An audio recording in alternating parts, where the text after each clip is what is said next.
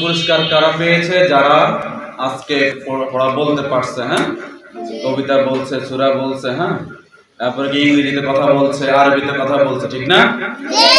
সবাই আজকে তো পড়ালেখা না করলে কি পারবে? তার মাত্র 2-3 দিন পরে কি ঈদ, ঠিক না? ঈদের পরে আমাদের বিশাল লম্বা বন্ধ।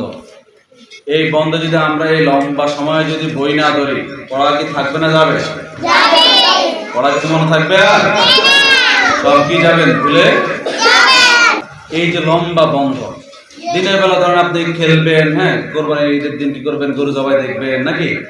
এরপরে হ্যাঁ, এরপরে আমরা আনন্দ করবো, সব করবো, কিন্তু রাত্রেবেলা তার কাজ নাই। রাত্রেবেলা কি বাইরে যেতে পারবো আমরা? তাহলে রাত্রেবেলা আমরা কি করবো? পড়তে বসবো, ঠিক আছে? যদি বেড়াইতে যাই তো আমরা যে একটা বই নিয়ে যাব, ঠিক আছে? বড় যারা আছেন কোনো কারণে যদি বই নিতে না পারেন, কোরআন শরীফ, আমপাড়া, কায়দা সব জায়গায় আছে না? কি করবো?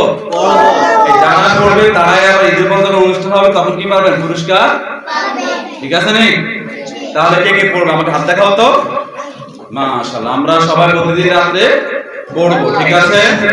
আব্বা আম্মুর কথা শুনতে হবে, মনে থাকবে নি?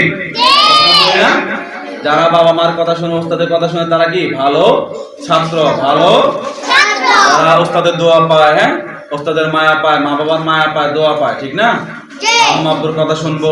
মোবাইল দেখা, যদি কারো আম্মা আব্বু বিচার দিছে আমাকে যদি খালি মোবাইল দেখে, তার কিন্তু খবর আছে, মোবাইল দেখা মন থাকবে?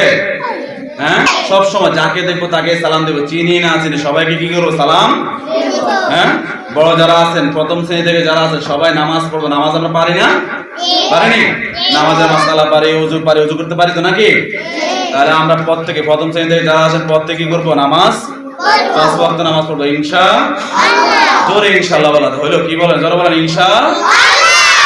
হ্যাঁ, আমরা সবাই নামাজ পড়বো। আর যারা ছোট আছে, হ্যাঁ, আমরা আব্বা আম্মুর সাথে নামাজ পড়ে না বাসায়? আমরা আম্মুর সাথে নামাজ পড়বো, ঠিক আছে? আমরা বই পড়বো।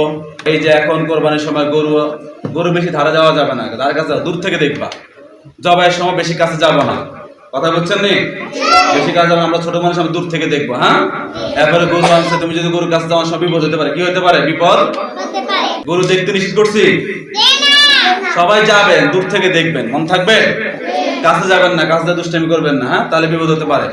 আবার একটা কথা বলছি, অপরিচিত মানুষের দেওয়া কিছু খাওয়া যাবে না, রাস্তাঘাটে পথে, মন থাকবে নি? আমরা সবার সাথে ভালো আচরণ করবো, খারাপ কথা বলা যাবে? অনেকে বলে না যে তাহলে পচা কথা বলা যাবে?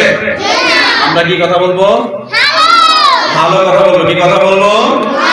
এই যে পুকুরে একা একা পুকুরে যাওয়া যাবে না, হ্যাঁ, অনেক বাচ্চারা পুকুরে পড়ে মারা যায় না? হ্যাঁ, যেখান থেকে বিপদ হতে পারে ওগুলোতে যাওয়া যাবে না। সন্ধ্যার পরে ঘর থেকে বের হওয়া যাবে না।